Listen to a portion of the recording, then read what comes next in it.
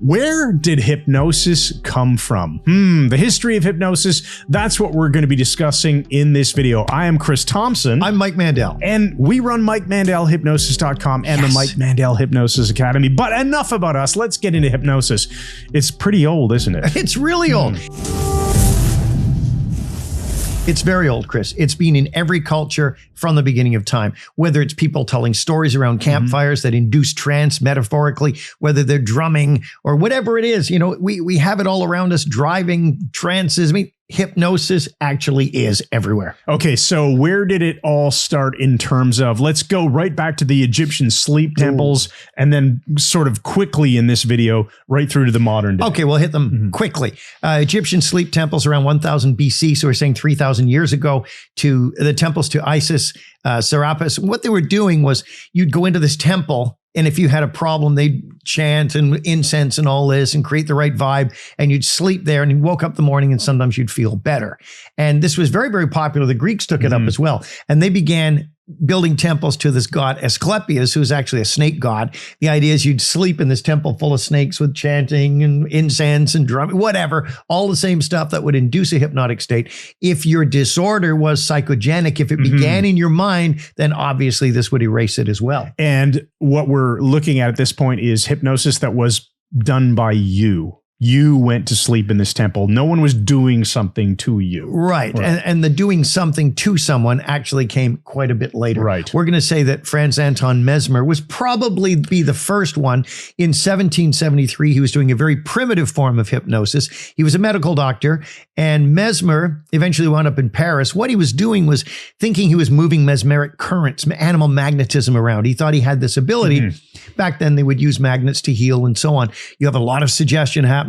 Mesmer did really well with this, though. He had prestige, and prestige will really make this work. Now, a bit earlier, 1000 AD, we did have Edward the Confessor, the king who had prestige first to heal people. But Mesmer sort of formalized this into a system where he would pass his hands over you, move these currents around. And he dressed up quite interestingly and stuff, right? He'd have his meetings around a big brass bathtub full of iron filings and, you know, bottles and things, and people would hold on, and then he'd come in the room with the turban on and robes and a wand, and everybody would do the funky chicken, and all suggestion, but often they'd get well. Yeah, because they believed they would. They believed they would.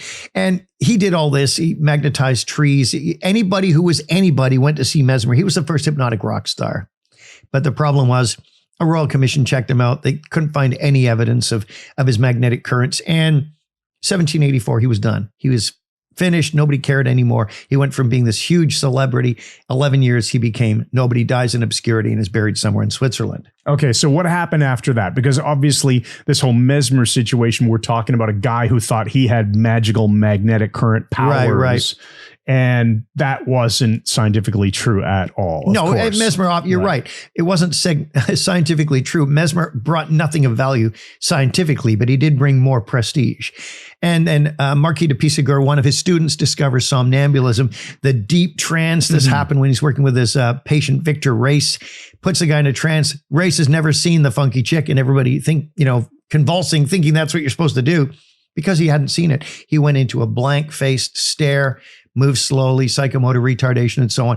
He now is in a somnambulistic trance because he looks like a sleepwalker. Puysegur calls somnambulism. And one of those characteristics we can call the hypnotic mask, an external which is a blank facial expression, no emotion on the face whatsoever, staring eyes. Now, this really took off, though. Late 1800s, hypnosis went through the biggest boom in history up until the present time. And we see in the 1800s, we have Bernheim and Lebo working at the Nancy Clinic in France. They're doing only direct suggestion in hypnosis, but they're creating getting amazing results, which are all in Bernheim's book, Suggestive Therapeutics. Direct suggestion done by two medical doctors, getting incredible results that were well documented. Meanwhile, their rivals in Salpêtrière in Paris, Charcot, still trying to revive mesmerism. He's using all his weird techniques. He considers it's all just a hysteria of some kind. Freud studies for 5 months with Charcot, gives up on hypnosis because he's a crap hypnotist, to use the technical term.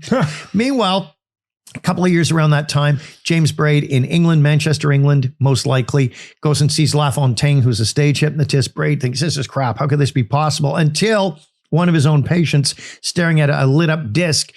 Braid goes out of the room, comes back, and the person's in a somnambulistic trance. So Braid makes the conclusion, which is half right. What was it? That he thought it was visual fixation of attention when it's really just fixation of attention of any kind. Focusing of attention. So he had people staring at things, from which we get the Braid induction. Stare at a coin, stare at a spiral, whatever.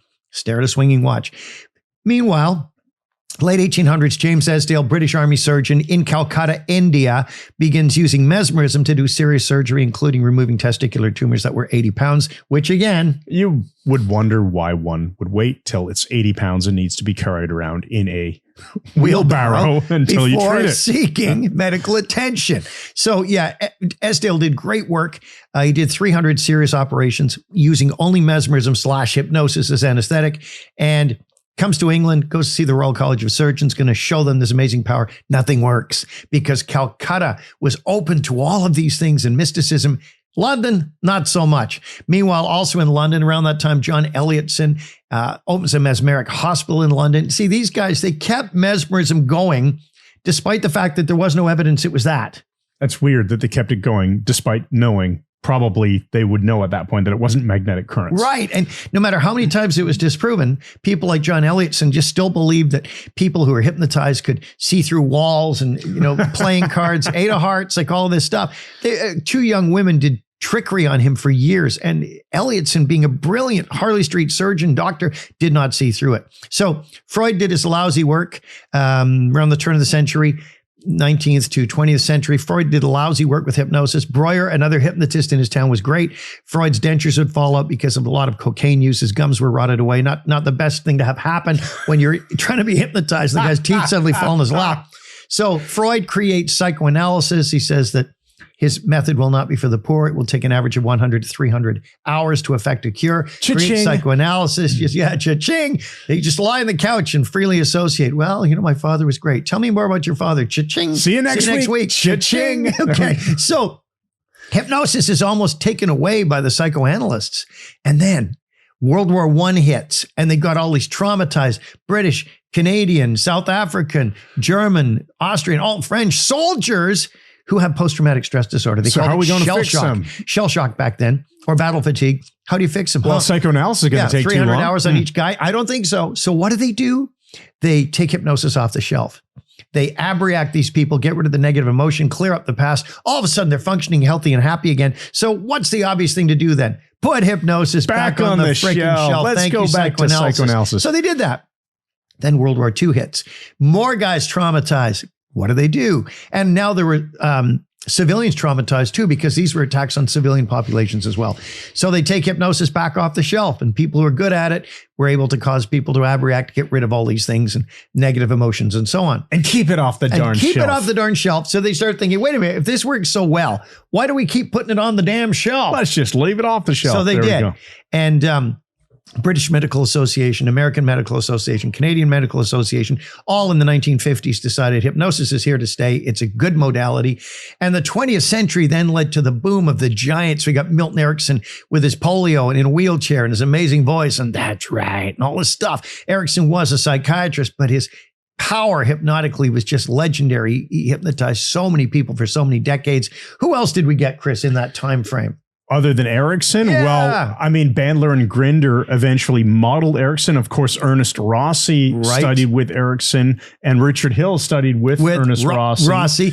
And all of these spin-offs came from a lot of Erickson's work. Of course, Dave Ellman around the same time, him and Erickson competed. They didn't really like each other. Very different styles, right? One known for a conversational style, one known for a very direct style. Dave Ellman. Right. Both are very valid. They're both useful. And we recommend you learn both ends of the spectrum, because then you can intervene anywhere on this, what are you going to call it? Continuum. A continuum spectrum. Yeah, I think that's a good way to put it. Today is awesome. Hypnosis, you can say without any doubt that 95% of all the hypnotists who've ever lived are alive today. That's a really good point. Probably accurate. Yeah. And there's so many people teaching. We have great friends who are teachers: Melissa Tears, Carl Smith, the Jacquelines, James Tripp, Igor Ledohovsky. The list goes on and on. Larry. We're going to leave too many of our friends out. Right. And all of our other friends who are great at this. You've never had a better opportunity to learn hypnosis and learn it well than today, because it's exploding in its growth worldwide. Awesome. So if you're looking to dive further, check out the Mike Mandel Hypnosis Academy. We'll put a link in the description under this video while you're here. Smash that subscribe button and ring the bell, because then you'll get notified of our videos, and we'll see you in the next one. Thanks again, and good night.